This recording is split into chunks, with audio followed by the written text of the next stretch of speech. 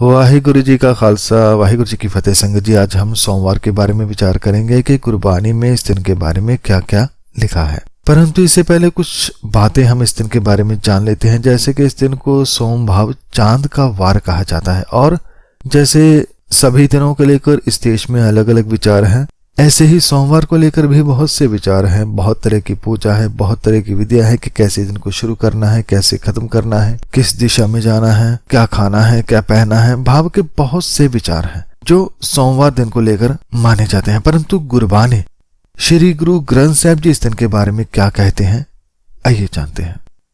संगत जी, जैसे कि हमने पिछली वीडियो में रविवार के बारे में जाना कि रविवार के दिन सभी वहम भ्रम को किनारे करके रब का नाम लेना है, और क्योंकि वह छुट्टी का दिन है तो इस दिन नाम जपने में छुट्टी नहीं करनी, बल्कि ज्यादा से ज्यादा वाणी का पाठ करें, क्योंकि इस दिन हमारे पास बहुत वक्त होता है। इस दिन सहज पाठ की शुरुआत करें, इस दिन कीर्तन समागम सुने, इस दिन कथा सुने। इस दिन भक्त कबीर जी ने जैसे फरमाया कि रविवार को भक्ति का प्रारंभ करें, यह भक्ति मन को सहारा देती है, मन को मंदिर बना देती है। अब इसके आगे की विचार करते हैं, सोमवार के विचार करते हैं। लेकिन एक बार फिर संगत जी बता दें कि यह वाणी है भक्त कबीर जी की, जिसे वार सत्य या 7 दिनों की वाणी कहा जाता है।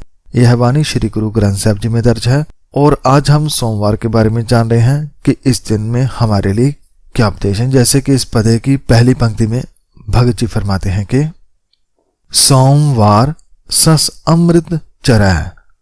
सोम का भाव है चांद, सोमवार भाव चांद के नाम से बना सोमवार।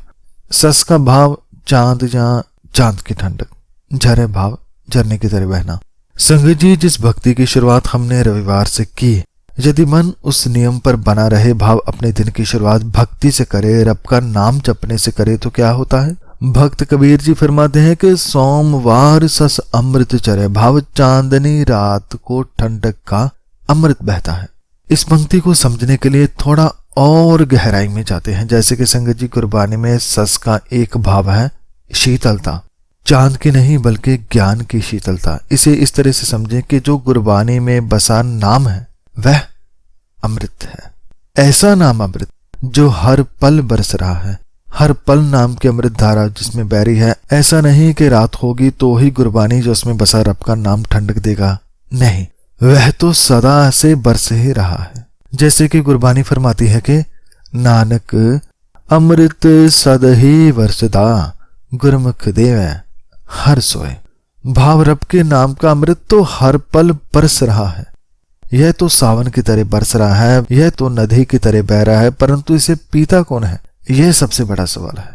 तो रब के नाम का अमृत, उसकी कृपा, बख्शिश, मेहर तो हर पल बरस रही है, पर इसका लाभ वही लेता है जो अपने नाम का बर्तन सीधा कर ले और इस अमृत को अपने मन में भरने दे। भाव जब भी वे गुरबानी को पढ़ने बैठे तो मन के सभी दरवाजे गुरबानी के लिए, भाव नाम के लिए खोल दे। जैसे जैसे गुरबानी मन में जाएगी, समझो नाम अमृत मन में जा रहा है। तो संगत जी, जो रब के नाम को जपता है केवल वही इस अमृत को पीता है। तो भक्त कबीर जी फरमाते हैं कि चांदनी की शीतलता के जैसे नाम अमृत तो झरने की तरह बह रहा है, और जो इस अमृत को वाणी द्वारा पीने लग जाए, जो मन को झुका के इसका सेवन करे, उसके जीवन में फिर कैसा बदलाव आता है, इसके बारे में भक्त कबीर जी अगली पंक्ति में फरमाते हैं कि चाखत बेग सगल बिख हर।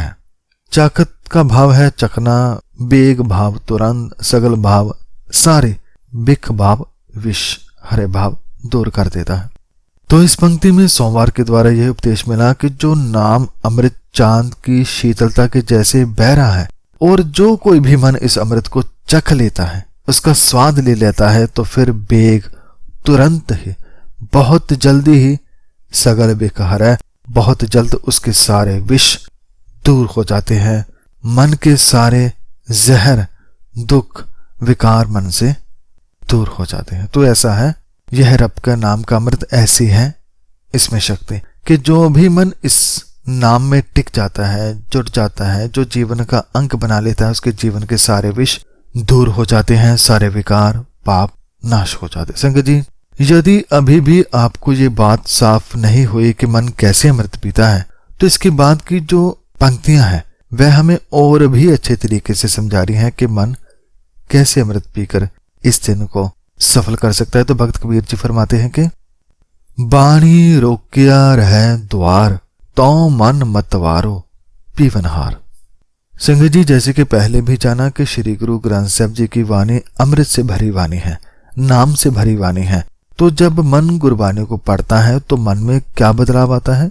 सबसे बड़ा बदलाव यह होता है कि जो मन बाहर की तरफ भागता था वह भीतर रुकने लग जाता है, वह टिकने लग जाता है, क्योंकि मन को अब अपने भीतर ही मन की खुराक मिलने लग जाती है, भाव नाम की खुराक मिलने लग जाती है। जैसे कि इस पंक्ति में फरमाया कि मन का तब 9 द्वारे में से भटकना रुक जाता है जब वह वाणी से जुड़ता है।